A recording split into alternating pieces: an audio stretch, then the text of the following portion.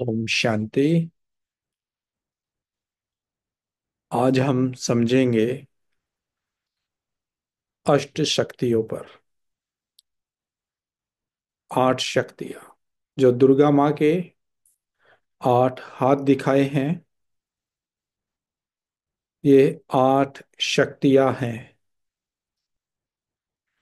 तो ये आठों शक्तियां हमें जब प्राप्त हो जाएंगी तो हम इष्ट बन जाएंगे। इष्ट अर्थात देवता। तो ये आठों शक्तियां हैं। पहली शक्ति समेटने की शक्ति है। ठीक है। तो समेटने की शक्ति में आप देखेंगे दिखाया है यहां पर पेटी बिस्तरा बंधा हुआ है। समेटने की शक्ति कब आएगी हमारे अंदर, कैसे आएगी ये शक्ति। और समेटने की शक्ति अर्थात एवर रेडी, कि अब जाना है, पेटी बिस्तरा बंधा है तो इसका मतलब अब मेरी तैयारी ही पूरी हो चुकी है जाने के लिए। लेकिन ये समेटने की शक्ति आएगी कैसे। समेटने की शक्ति तब आएगी जब मुझे ये ज्ञान होगा कि मैं कौन हूं। तो हमने शुरू से ही समझा मैं कौन हूं। मैं आत्मा हूं। और मैं आत्मा इस संसार में कहां से आया, कब आया। ठीक है। और क्या लेकर के आया, और अब यहां से कब जाना होगा। जब हमारे अंदर ये शक्ति आ जाएगी तो हम अपना बुद्धि रूपी पेटी बिस्तरा बांध लेंगे यहां से। तो जब जाते हैं तो कहते खाली हाथ आए और खाली हाथ जाएंगे। लेकिन यहाँ तो पेटी बिस्तरा बंधा हुआ है। ऐसा नहीं कि खाली हाथ आत्मा जाती है, वो शरीर के रूप में दिखा दिया, लेकिन आत्मा अपने संस्कारों की और कर्मों की पेटी बिस्तरा बांध करके लेकर के जाती है। उसके साथ जाता है उसका संस्कार और उसका कर्म उसके साथ जाता है। ठीक है। तो कर्म और संस्कार रूपी का पेटी बिस्तरा, और समेटना है अपने को संसार से। तो कैसे समेटेंगे। सोचिए कि मैं आत्मा इस संसार में क्या लेकर के आई थी और क्या लेकर के जाऊंगी। क्या लेके आए थे और क्या लेकर के जाएंगे। ये शरीर भी मेरा नहीं है, शरीर भी प्रकृति का है, नेचर का है। वापिस नेचर को दे करके चले जाएंगे। कितना भी देखो हमने यहाँ इकट्ठा किया है या कितना विस्तार किया हुआ है, वो सब यहीं छूट जाएगा। ठीक है। तो जाएंगे तो मेरे कर्म और मेरे संस्कार मेरे साथ जाएंगे। तो कर्म क्या है। दुआ और बद्दुआ, ये कर्मों का खाता है। अच्छे और बुरे संस्कार जिनके आधार पर हमारे कर्म बनते हैं, तो ये दोनों चीजें हमारे साथ जाएंगी। तो अब परमात्मा ने आकर के इस कलयुग के अंत में हमें समझा दिया है कि अब यहां से वापस जाने का समय आ गया है। इसलिए अपनी बुद्धि को अब संसार से समेट लो। जब हमारे अंदर समेटने की शक्ति आ जाएगी तो दूसरी शक्ति का जन्म होगा आपके अंदर। वो है सहन शक्ति। अब सहन शक्ति में दिखाया है कि बच्चा पेड़ पे पत्थर मार रहा है, लेकिन पेड़ उसको फल दे रहा है। तो ये कर्मों की बहुत गहरी गति है कि आपके अंदर इतनी सहन शक्ति होनी चाहिए कि सामने आत्मा अपना हिसाब किताब चुकतू करने आए।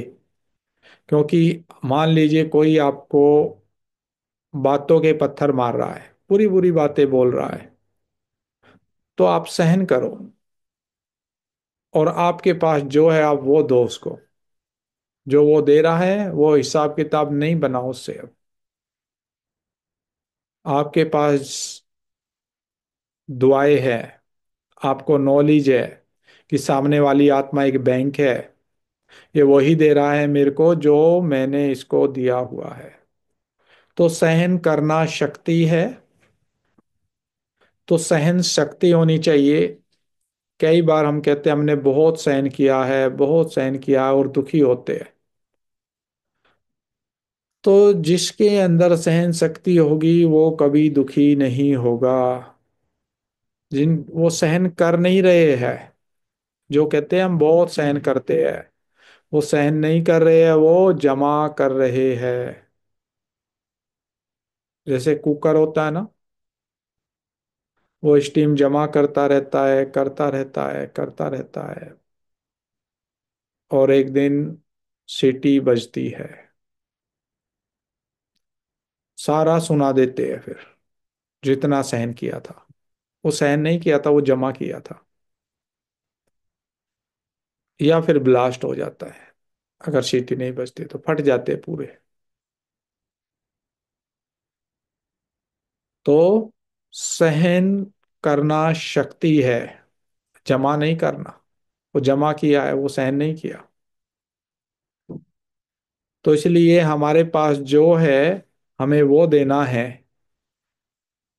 सामने वाले के पास जो होगा वो देगा। मेरे पास क्या है? तो पहला हिसाब किताब तभी चुकता होगा जब मेरे को ये समझ होगी। तो समेटने की शक्ति से सहन शक्ति कैसे आती है? समेटने का मतलब है कि अब मेरे को घर जाना है, पेटी बिस्तरा बंधा हुआ है ना। तो अब परमात्मा आकर के हमें समझाते हैं कि अब आपको अपने सारे हिसाब किताब चुकतू करने हैं, वापिस जाना है। तो या तो चुकतू कर लो यहीं पे, नहीं तो सजाएं भोगनी पड़ेंगी। तो इसके ऊपर एक कहानी है। एक आश्रम में एक गुरु थे और उसके काफी शिष्य थे। तो जो शिष्य थे वो भी अपना घर बार छोड़ करके, त्याग करके सन्यासी बने हुए थे, और गुरु भी सन्यासी था। तो शिष्यों में और गुरु में अंतर था कि जो गुरु था वो बिल्कुल शांत रहते थे, कोई गुस्सा नहीं करना, किसी प्रकार का उनके अंदर इकट्ठा करने का कोई भी संस्कार नहीं था। तो उनके जो शिष्य वो सोचते थे पता नहीं गुरु जी के पास ये शक्ति कहाँ से है इतनी, हमारे पास इतनी शक्ति नहीं है, इतनी गुरु जी के पास शक्ति है। तो एक शिष्य ने सोचा कि गुरु जी के पास शायद कोई ऐसा मंत्र है, जो गुरु जी मंत्र फेरते रहते हैं और हमें बताते नहीं है।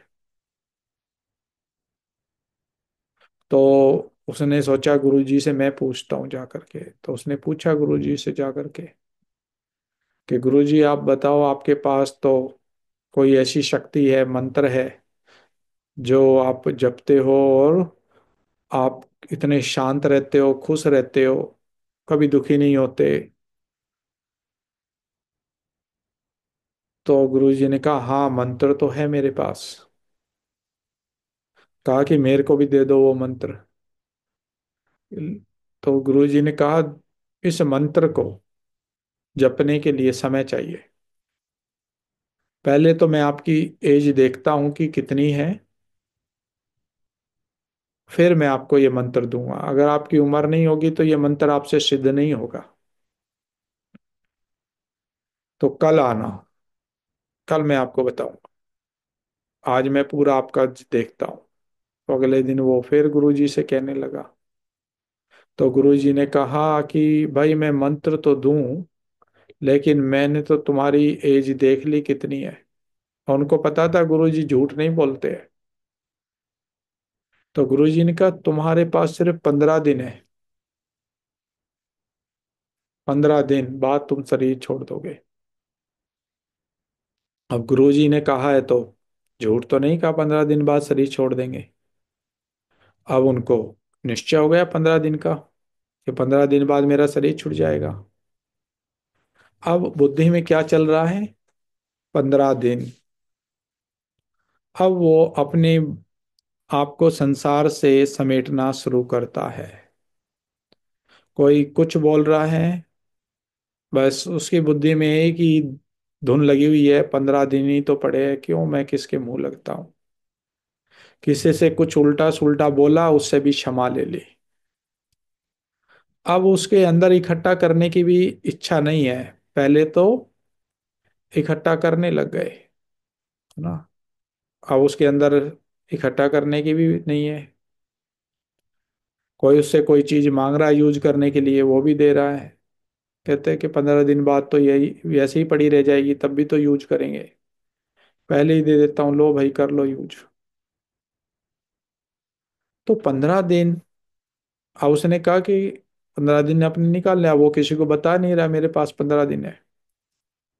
सब वंडर खा रहे कि इसमें इतना बड़ा परिवर्तन कैसे आ गया। अब 15 दिन हो गए। उसने सोचा आज लास्ट है, कल का दिन, कल का सूर्य मैं नहीं देखूंगा। वो सो गए रात को। अगले दिन उठे, देखा कि मैं तो जिंदा हूं। वो फिर दौड़ते हुए गया गुरुजी के पास। गुरुजी, आपने तो झूठ बोला, मैं तो मरा नहीं 15 दिन में। तो गुरुजी ने कहा अच्छा, नहीं मरा तो बहुत खुशी की बात है। तो अब ये बताओ तुमने 15 दिन में किया किया।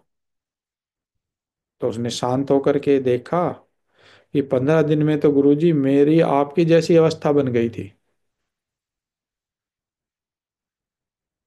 मेरी सबसे बुद्धि हट गई थी। किसी की बातों का मेरे पे कोई असर नहीं हो रहा था। तो गुरुजी ने कहा सोचो, तुम 15 दिन का तुम्हें निश्चय हुआ मैं मर जाऊंगा। अच्छा 15 दिन बाद तुम नहीं मरे। अब गुरुजी ने पूछा कि अब कब मरोगे। तो क्या कहा कि कल का भी पता नहीं है। कहते कल का? कहते हाँ गुरुजी, कल का क्या, आज का भी नहीं पता है, अगले पल का भी नहीं पता है। तो गुरुजी ने कहा अब तुम झूठ बोल रहे हो। अब तुम्हें निश्चय नहीं है। 15 दिन पे तुम्हें निश्चय था, कल का पता नहीं है, ये तुम सिर्फ बोल रहे हो। ये तुम्हें निश्चय नहीं है। तुम्हें सिर्फ 15 दिन का ही निश्चय हुआ तो जीवन बदल गया। अगर कल का निश्चय है कि कल किसने देखा है, तो तुम्हारा जीवन अपने आप बदल जाएगा। और मैंने यही महामंत्र लिया हुआ है, हर घड़ी अंतिम घड़ी है। तो यही वो मूल मंत्र था। तो हर घड़ी अंतिम घड़ी अर्थात समेटने की शक्ति आपके अंदर जन्म ले लेगी। कल शरीर छूट जाए मेरे साथ क्या जाएगा। ये स्मृति आपको आगे बढ़ा देगी। तो सहन शक्ति ऑटोमेटिक आएगी। फिर जब आप सहन कर सकते हैं, तो आपके अंदर एक शक्ति का और जन्म होगा, जिसको कहते हैं समाने की शक्ति, एडजस्ट करने की शक्ति। जैसे समुंदर है, सब नदियों को अपने अंदर समा लेता है। जैसे माँ बाप होते हैं, वो भी अपने हर बच्चे को एडजस्ट कर लेते हैं, समा लेते हैं, कैसा भी है। ऐसे ही जब हमारे अंदर एडजस्ट करने की शक्ति आएगी, और एडजस्ट कब करेंगे, जब सहन शक्ति होगी। तो एडजस्ट करने से आपके अंदर एक शक्ति का और जन्म होता है, और वो है परखने की शक्ति। जो व्यक्ति अकेला रहा, लोगों के साथ रह ही नहीं सका, तो उसे ना तो लोगों के स्वभाव संस्कारों का पता चला, ना उनके एक्सपीरियंसों का पता चला, उसको कुछ अनुभव नहीं हुआ। और अनुभव नहीं है तो उसकी परख शक्ति बढ़ेगी नहीं। तो परख शक्ति बढ़ाने के लिए चाहिए समाने की शक्ति। और जब समाने की शक्ति आएगी, आपके अंदर परखने की शक्ति आ जाएगी। और जब आप परखने की शक्ति आपके अंदर बढ़ेगी, तो आपको निर्णय करने में कोई दिक्कत नहीं होगी। आप जज कर सकते हैं, क्योंकि आपने परख लिया है क्या सही है और क्या गलत है। और जब आप निर्णय ले लेते हैं सही और गलत का, फिर आप उस निर्णय लेते हुए घबराएंगे नहीं। आपके अंदर सामना करने की शक्ति होगी, क्योंकि आप सत्य पे टिके हैं। तो सत्य के दीपक को कोई भी तूफान बुझा नहीं सकते। चाहे आपके सामने कितनी भी बड़ी समस्या आ जाए, चाहे कोई घनिष्ठ निकट का घनिष्ठ जो संबंधी है वो भी आपका शरीर छोड़ दे, तब भी आपका आत्मरूपी दीपक नहीं बुझेगा, क्योंकि आपके अंदर ज्ञान का घृत पड़ा हुआ है। आप निर्णय कर चुके हैं सही, क्योंकि आत्मा अजर अमर है, आपको पता है। आपने परख लिया है कि शरीर अलग है और आत्मा अलग है। आपने निर्णय कर लिया है कि आत्मा अपने कर्मों के आधार पर ही सुख दुख भोगती है। मेरे कुछ सोचने से कुछ नहीं होने वाला। तो आप घबराएंगे नहीं परिस्थितियों में। बड़ी बड़ी परिस्थितियां भी आ जाएंगी, आप सामना कर सकते हैं। ठीक है। जब आपके अंदर सामना करने की शक्ति आ जाती है, तभी आप सहयोग दे सकते हो, कोऑपरेट कर सकते हो। आपके अंदर सहयोग करने की शक्ति आ जाएगी। तभी आप परमात्मा के कार्य में अपने तन मन धन से सहयोगी बन सकते हो। और अभी हम अपना तन क्यों नहीं लगा पाते, क्योंकि हमने परखा ही नहीं है, निर्णय ही नहीं कर पा रहे हैं। तभी तो हम सामना नहीं कर पा रहे, तभी तो हम परमात्मा के कार्य में अपना तन मन धन नहीं लगा सकते। क्योंकि परिस्थितियों को, व्यक्तियों को हम फेस करने की हमारे अंदर पावर नहीं है। इसलिए हम सहयोगी नहीं बन पा रहे परमात्मा के कार्य में। तो ये पर्वत जो दिखाया है, गोवर्धन पर्वत बोलते हैं। गोबर का मतलब होता है वेस्ट, बुराइयां। तो इस संसार से बुराइयां रूपी, मतलब बुराइयों को हटाना एक पहाड़ जैसा कार्य है, पहाड़ को उठाने जैसा कार्य है।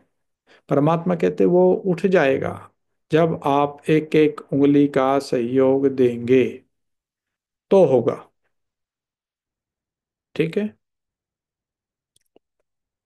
फिर इसके बाद आप, जब आपके अंदर ये 7 शक्ति आ जाएंगी, फिर आपका जीवन एक कछुए की तरह होगा। मजबूत कवच लिए होगा। उस कवच के अंदर आप सेफ होंगे। आप जब चाहे अपनी बुद्धि को विस्तार में लाएंगे, और जब चाहे आप संकीर्ण कर लेंगे, और उतना ही विस्तार करेंगे जितना आप सेकंड में समेट सकते हैं। इस संसार में रहते हुए अपने को कछुए के समान बना लेना। 1 सेकंड में समेट लिया। ज्यादा हम विस्तार में गए नहीं है।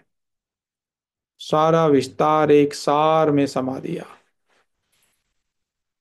तभी दिखाते हैं कि कछुए की पीठ के ऊपर समुंदर मंथन हुआ था। तो जो शक्तिशाली आत्मा है, वो ही विचार सागर मंथन कर सकती है। मन मना भाव हो सकती है। जो कमजोर आत्मा है उनके अंदर तो सोचने की भी शक्ति नहीं है। किसी को हम कहते हैं अपने, देखो कोई निकट सगा संबंधी है जो आपका, वो आपके सामने शरीर छोड़ रहा है, आपकी अवस्था कैसी है। वो कहते हैं नहीं सोच सकते, हम घबरा जाते हैं। कहते नहीं, संकल्प आते ही डर लग जाता है। अपनी मृत्यु का, कहते हैं नहीं, वो तो कभी सोचेंगे भी नहीं। और जबकि सत्य है, ये शरीर तो छूटना ही है। छूटना है या नहीं छूटना है, सत्य है ना। और एक दिन सबको जाना है। कौन मेरा यहाँ पर, कोई मेरा नहीं और सभी मेरे हैं। प्रकृति भी मेरी है, आत्माएं भी मेरे भाई है सारे। और देह रूप में कोई मेरा नहीं है। कोई भी कभी छोड़ सकता है, सब कर्मों के बंधन में। ये संबंध नहीं है, जितने भी यहाँ संबंध है वो कर्मों के बंधन हैं। जैसे ही कार्मिक अकाउंट पूरा हुआ, वो आत्मा आपको तुरंत 1 सेकंड के अंदर छोड़ के चली जाएगी। जब तक हिसाब किताब है, तब तक वो आत्मा आपको उस संबंध के रूप में सुख दे रही है चाहे दुख दे रही है, वो आपके कर्मों के आधार पर है। ठीक है। तो ये अष्ट शक्तियां आपको इष्ट बना देंगी। तो ये 8 शक्तियां हैं, अपने अंदर जागृत करो। एक एक शक्ति का आह्वान करो। यही वो अष्ट जो देवियां दिखाई है ना। तो देवियों के रूप में इन 8 शक्तियों का आह्वान करो। देखो एक एक शक्ति आ रही है और मुझ आत्मा के अंदर समा रही है। तो तभी आप शिव शक्ति, दुर्गा कहलाओगे। दुर्गा मतलब दुर्गुणों का नाश करने वाली शिव शक्ति। शिव से सर्व शक्तियां प्राप्त तभी कर पाएंगे जब ये 8 शक्ति आपके अंदर होगी। और 8 शक्तियां होंगी तभी हम श्रीमत पर चल पाएंगे भगवान की। नहीं तो कहीं हमारे अंदर फेस करने की शक्ति नहीं है। और कई बार तो हम ये शक्ति अभी उल्टा सुल्टा प्रयोग करते हैं, है ना। जब पता नहीं होता है तो क्या करेंगे। परखने की शक्ति ना होने के कारण जहाँ सहन करना होता है वहां सामना कर लेते हैं, और जहाँ सामना करना होता है वहां सहन करेंगे, है ना। उल्टा प्रयोग कर देते हैं। वो कब, जब परखने की शक्ति नहीं है। और परख शक्ति बढ़ेगी ज्ञान से। जब समाने की शक्ति आएगी, सहन शक्ति, समेटने की शक्ति, तब हम परख सकते हैं क्या सही है और क्या गलत है। ठीक है। तो इसमें किसी का कोई प्रश्न है, ये 8 शक्तियों में।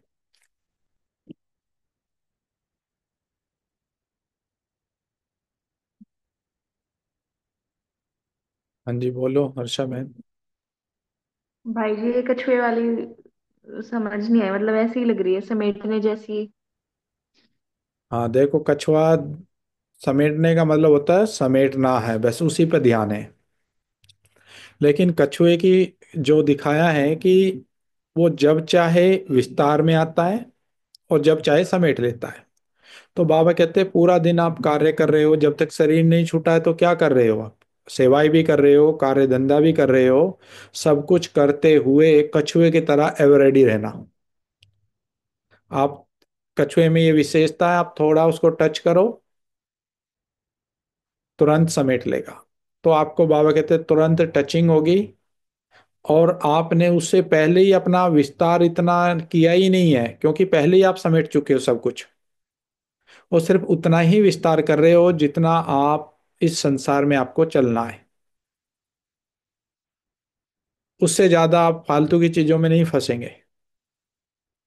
नहीं तो बहुत बीके होने के बाद भी, बाबा के बच्चे होने के बाद भी फंसे रहते हैं। कोई संबंधों में फंस रहा है, बिजनेस में फंस रहे हैं, कहाँ कहाँ बुद्धि फंसा रखी है। और वो फंसते ही जा रहे हैं, निकल भी नहीं रहे हैं।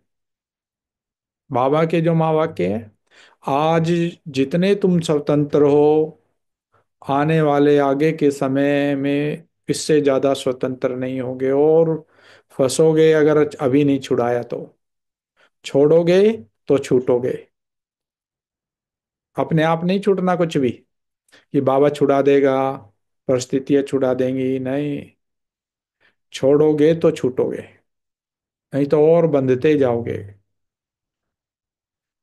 ठीक है।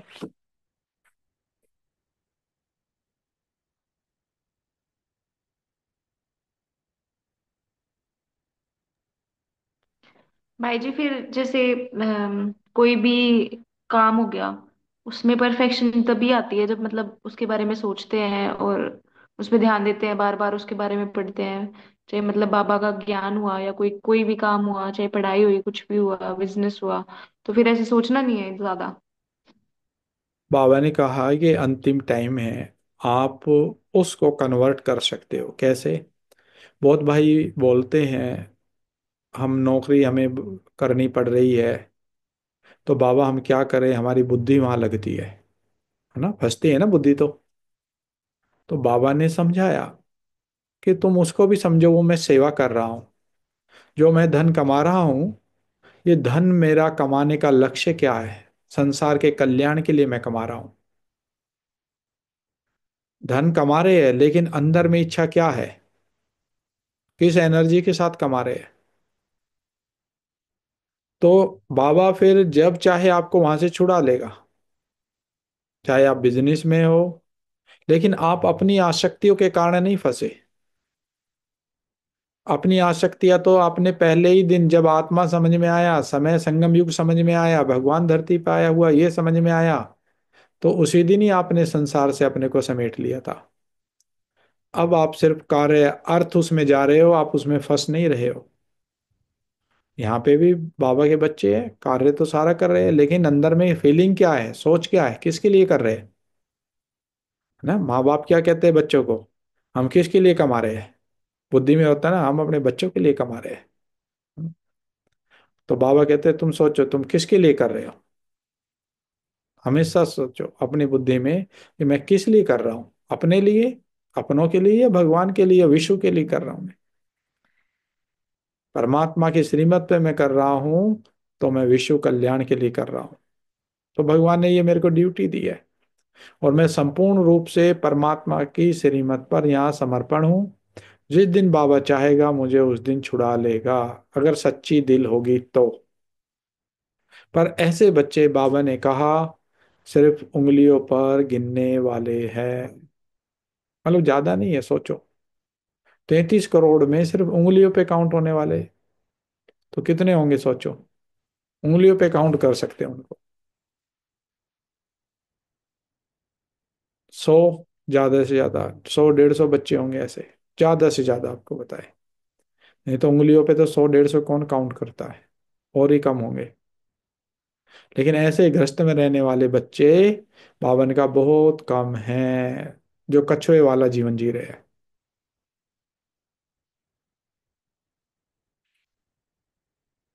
ठीक है। और है कोई प्रश्न।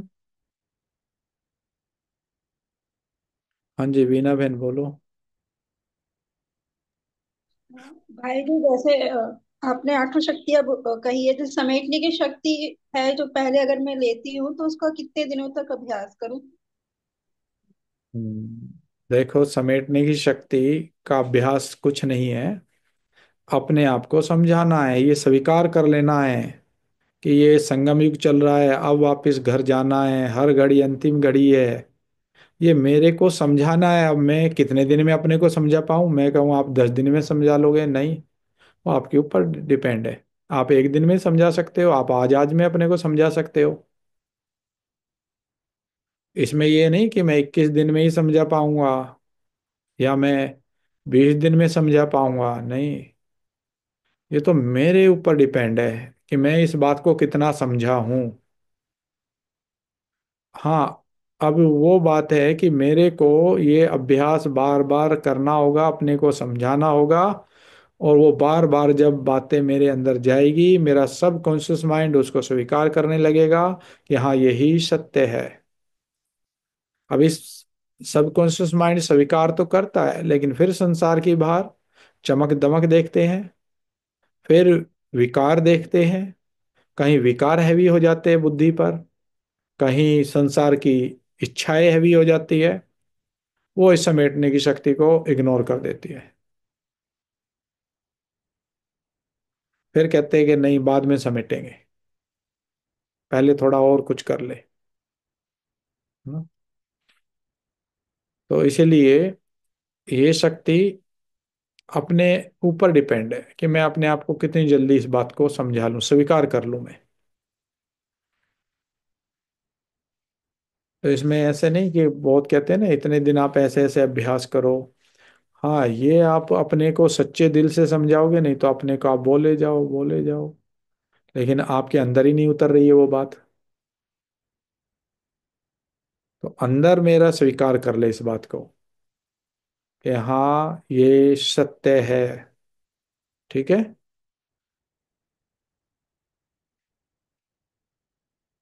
और है किसी का कोई प्रश्न?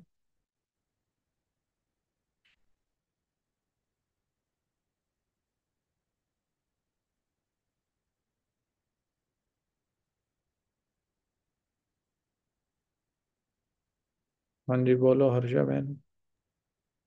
भाई जी इन शक्तियों से नहीं है, एक ऐसे ही सवाल है कि रुक्मणी भी किसी चीज का यादगार है? हम्म। देखो, जो भी ये दिखाया है ना कि जो श्री की राधा है, राधे जी है ना, उनका वो लक्ष्मी का रूप है, रुक्मणी दिखाया है। लेकिन भक्ति मार्ग में वो ये नहीं दिखा पाए कि राधे ही लक्ष्मी बनती है। तो रुक्मणी और भामा की जो स्टोरी दिखाई है, तो रुक्मणी दिखाई है निस्वार्थ परमात्म प्रेम की निशानी। और जो भामा है वो दिखाई है, उसको अहम आ गया कि भगवान तो मेरा ही है ना। लेकिन वो अहम भाव नहीं आना चाहिए। ठीक है। तो शास्त्रों में तो बहुत बातें ऐसे ऐसे ही डाल रखी है। अब सारे ही एक्यूरेट भाव कहता है, सारे भी मतलब बिल्कुल ठीक नहीं है शास्त्रों में। क्योंकि ये शास्त्र बाद में कितनों ने गीता भी देखो, बहुत गीत कई बार कई जगह तो गीता में किसी ने तो गीता लिख दी, और उस गीता में उसने लिखा हुआ है कि प्याज लहसुन भी खा सकते हो। तो बहुतों ने गीता लिखी, देखो जिसने गीता पढ़ी उसने कुछ बातें ठीक नहीं लगी, उसने अपने तरीके से कहा कि नहीं इसका मतलब ये हो सकता है। तो कितनों ने गीता लिखी, उसने कहा कि नहीं इसका मतलब ये हो सकता है, किसी ने कहा ये हो सकता है, किसी ने कहा नहीं हम स्वीकार नहीं करते, लहसुन प्याज तो नेचर से मिलते हैं, उगते हैं धरती के अंदर, हम इसको तामसिक स्वीकार नहीं करते। तो सबकी सोच है ना। तो बाबा क्या कह रहे हैं हमें, है ना, कुछ बात समझ में नहीं आती है इस ज्ञान में, अभी बुद्धि स्वीकार नहीं करती, तो बस आंख बंद करके बाबा जो कह रहे हैं वो मान के आगे बढ़ो। एक समय आएगा वो बात समझ में आ जाएगी। हमें ड्रामा की बात समझ में नहीं आती थी, हमें 3 साल बाद समझ में आई। इस ड्रामा के हर सीन में कल्याण है। तो एक ऐसा सीन आया, हम सोच रहे कि बाबा इसमें क्या कल्याण है, इसमें तो हमें कोई कल्याण नहीं दिख रहा। लेकिन 3 साल बाद दिखाई दिया उसमें भी कल्याण है।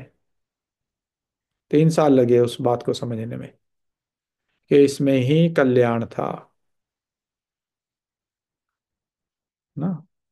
तो समय लगता है उस बात को स्वीकार करने में, समझने में। क्योंकि हम एक पक्ष देखते हैं, दूसरा पक्ष नहीं देख पाते। एक पक्ष क्या है, सिर्फ मेरे को जो अच्छा लग रहा है ना वो मैं देख रहा हूँ, वो दूसरा पक्ष मैं नहीं देख रहा कि बाबा को क्या अच्छा लग रहा है। बाबा ज्यादा समझदार है ना, ड्रामा बाबा ने कहा न्यायकारी और कल्याणकारी, आपके साथ कल्याण कल्याण होने नहीं देगा। कर्मों की गुह्य गति पे आपको निश्चय है कि जो कर्म आपने किया है उसका अच्छा आप अभी कर रहे हो, और फिर भी आपके साथ गलत हो रहा है। आप कह रहे हो ये क्या ड्रामा में हुआ, तो वो आपका पास्ट का हिसाब किताब भी चुकतू हो रहा है, और जो आप अच्छा कर रहे हो उस हिसाब किताब चुकतू होने में ही आपका भाग्य बन रहा है। एक तरफ हिसाब किताब भी चुकतू हो रहा होगा, और दूसरी तरफ उस हिसाब किताब में भगवान आपका भाग्य बना रहा है। वो हमें पता भी नहीं चलता है, बाद में समझ में आता है। हमें बाद में आया वो बात समझ में कि ये हिसाब किताब क्यों बना। फिर वो चुकतू भी हुआ और उसमें भाग्य भी बन गया। लेकिन हमने बस यही स्वीकार कर लिया, अभी समझ में नहीं आ रहा, बाबा ने कहा ड्रामा में जो हो रहा है अच्छा हो रहा है तो अच्छा ही हो रहा होगा, बस आगे चल करके हमें समझ में आ जाएगा। भगवान कह रहा है तो ठीक ही कह रहे होंगे भाई, है ना, बाबा ने कहा है तो। फिर आगे वो बात समझ में आ गई, है ना, जैसे छोटा बच्चा होता है ना, वो कहेगा मैं डॉक्टर बनूंगा, अब उसको हॉस्पिटल तो लेके नहीं जाएंगे, सीधा उसको जहाँ डॉक्टरों को पढ़ाया जा रहा वहां भी नहीं ले जाएंगे। कहाँ ले जाएंगे उसको? उसको एबीसीडी सिखाने ले जाएंगे। और बच्चा कहेगा मेरे को तो डॉक्टर बनना है भाई, इंजेक्शन लगाना सिखाओ, डॉक्टरों के पास मैं रहूंगा तभी तो मैं डॉक्टर बनूंगा। उसको कहेंगे नहीं अभी तुम एबीसीडी सीखो, ए आई सीखो, तो उसको फिर सिखाना सीखना पड़ेगा, बात माननी पड़ेगी। और जब एक टाइम आएगा, अब उसको कहो कि नहीं अभी बीच से छोड़ दो, 10th क्लास के बाद ही उसको कहो कि आगे मत पढ़ो, अब चलो डॉक्टर ही बनते, वो कहते हैं नहीं अब तो मैं छोटा डॉक्टर बनूंगा, आगे पढ़ूंगा ना तभी तो मैं बड़ा डॉक्टर बनूंगा। फिर वो पढ़ाई नहीं छोड़ेगा, क्यों? अब उसकी बुद्धि ने विकास कर लिया है, अब उसको सारी बातें क्लियर हो गई है। क्योंकि उस समय बाबा इसलिए मुरली में कहते हैं ना अभी बेबी बुद्धि है बच्चे, ना, मतलब बुद्धि क्या, बेबी है, छोटी है अभी, बहुत बातें हमारे को समझ में नहीं आ रही होती है।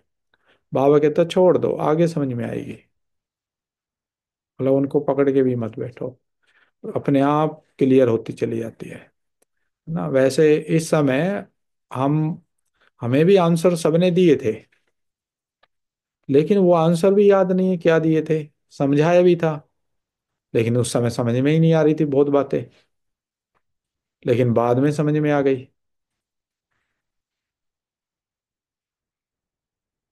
ठीक है, और है कोई प्रश्न?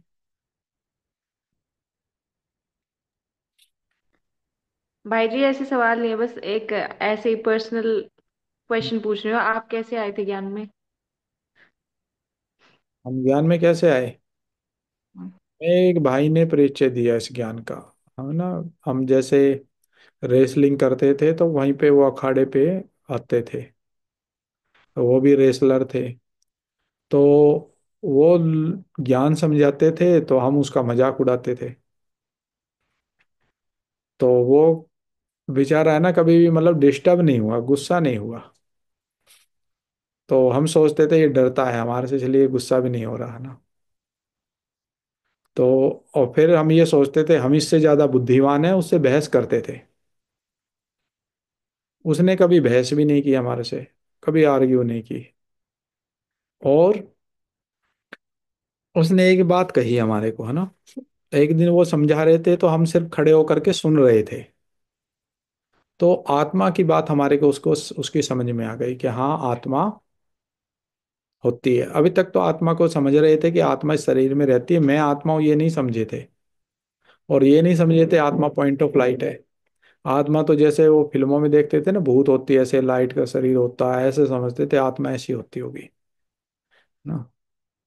तो आत्मा समझ में आ गई, मन बुद्धि समझ में आ गई, मन बुद्धि क्या है, सिर्फ सुनने से ही, है ना, वहां पे सिर्फ खड़े होकर के हम सुन रहे थे, वो किसी को समझा रहे थे।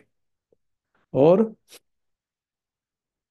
सर्वधर्मों का समझ में आ गया हमारे को कि सब धर्मों ने निराकार कोई परमात्मा कहा, वहां हमारे को निश्चय हुआ कि यहाँ जरूर कुछ सत्य है। यहाँ किसी एक धर्म के लिए नहीं बोला जा रहा, यहाँ सभी धर्मों को सही बताया जा रहा है और सभी धर्म गुरुओं को सही बताया जा रहा है। सभी धर्म गुरुओं ने परमात्मा को निराकार बताया और हम निराकार शिव को मानते हैं, सब ने लाइट ज्योति कहा और हम शिव को ज्योति कहते हैं। तो बात तो सारी ठीक समझ में आ गई थी। कहते ये बात अगर सब समझ ले तो, है ना। फिर उस भाई ने एक बात हमारे को कही, हम उससे बहस करते थे ना हर बात पे, मतलब उसकी बात काटते थे। तो उन्होंने एक बात कही कि तुम मेरी बातें काटते हो तो इससे तुम्हें क्या प्राप्ति होगी? तुम्हारे पास जो ज्ञान है वो तो देखो उतना ही रहेगा, अगर तुम मेरे पास जो ज्ञान है उसको सुन लोगे तो तुम्हारा प्लस हो जाएगा। तुम्हारा तो है ही उतना, लेकिन तुम मेरा सुन लोगे तो तुम्हारा ज्ञान कोई कम नहीं होगा, तुम्हारी और नॉलेज बढ़ जाएगी, प्लस हो जाएगा। तब हम शांत होकर के सुनने लगे कि बात इसने ठीक कही है, हम इसकी सुन ही नहीं रहे इसकी बातों को अच्छे से, तो इसके पास क्या नॉलेज है, वो हमारे अंदर कैसे जाएगी। क्योंकि हम बहुत किताबें पढ़ते थे, तो किसी को भी बात को लेकर के बहस करने लग जाते थे, है ना। कभी बाइबल पढ़ ली, कभी कुरान भी पढ़ लेते थे, थोड़ा बहुत कभी गुरु ग्रंथ भी पढ़ लेते थे हिंदी में, है ना। तो सारा पढ़ पढ़ लेते थे, और भी किताबें पढ़ लेते थे। तो फिर उनसे उन पे बहस करने लग जाते थे। तो फिर जब शांत होकर के सुनने लगे, तब वो सारी बातें समझ में आने लगी। और जब समझ में आई तो ऐसी लगन लगी कि हमने सोचा कि अब हमें इस ज्ञान को पूरा, है ना। तो इस यज्ञ की जितनी भी किताबें थी, वो बस रात दिन हमें रोटी खाना भी भूल गए थे, बस खाना खाते थोड़ा, बस किताबें उठाई, और इस ज्ञान का कोई ऐसा शब्द रह ना जाए जो हमें पता ना हो, ना।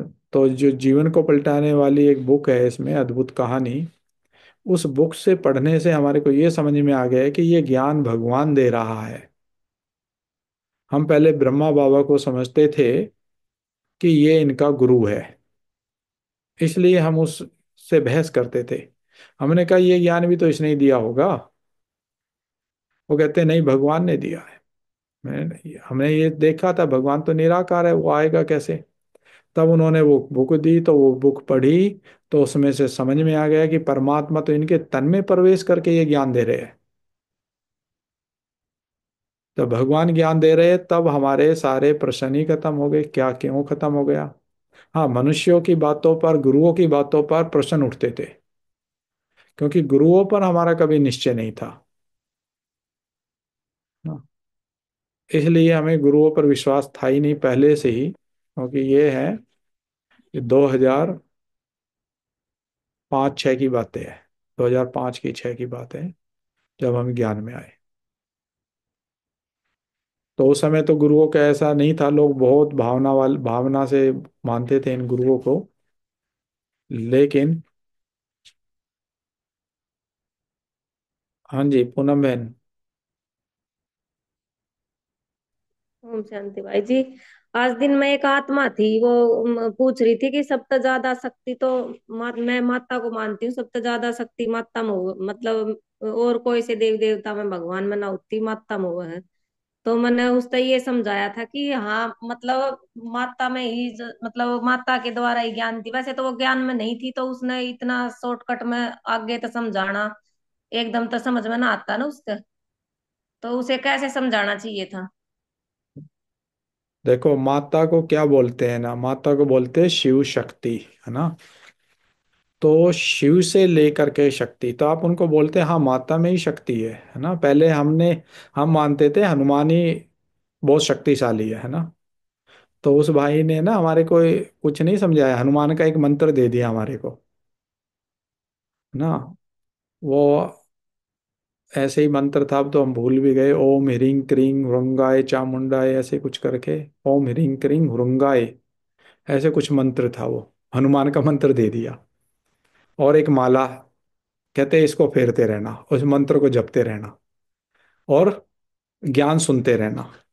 अब हम ज्ञान सुनते रहे, वो धीरे धीरे सारे समझ में आ गए कि हनुमान कौन है। उन्होंने ऐसे कहा ही नहीं कि हनुमान नहीं है, कोई शिव शक्ति नहीं है। क्योंकि उस समय उस आत्मा का जो फोर्स है ना, उस फोर्स को मत रोको।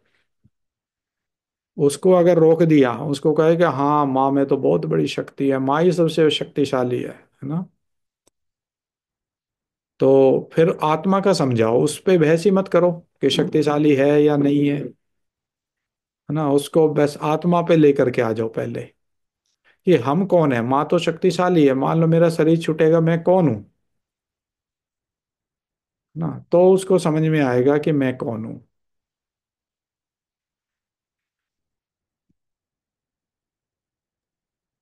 समझाया था भाई, आत्मा के बारे में तो सुनना ही ना चाह रही थी, बोली मैं तो माता को मानू ओम, वैसे है ना मैं वैसे अपने जैसे ज्ञान की बातें भी कर रही थी वो, सबकॉन्शियस माइंड की भी बात बोली, वो कुछ बिजनेस को लेकर आई थी तो उन्होंने कह रही थी कि मैं 3 बजे उठकर 5 बजे तक अपने बिजनेस के बारे में सोचा करूँ कि कैसे कोई आवे और मेरा बिजनेस चल रहा है। तो यो भी बेरा उसने 3 तर 5 बजे तक के बीच में बात मानी जाओ है, नू भी कह रही थी वह। हाँ, वो तो उनको है ना, जो मनोवैज्ञानिक होते हैं ना, ये बुकें होती है बहुत विदेशी, ऐसे है ना, लेखक है, उन्होंने वो उनकी बुकें भी वो पढ़ते हैं। तो वो भी कहते हैं कि हमारा जो ब्रेन है, जो वो जागृत करने के ऊपर होता है, जागृत हो जाता है तो उस समय हमारा सबकॉन्शियस माइंड जागृत होता है। तो जो आप सोचोगे वो सबकॉन्शियस माइंड में चली जाएगी बातें, और फिर आप बहुत इजी कर पाओगे सब कुछ। ठीक है, तो चलो टाइम हो गया है ना, अब फिर कल मिलते हैं। ओम शांति।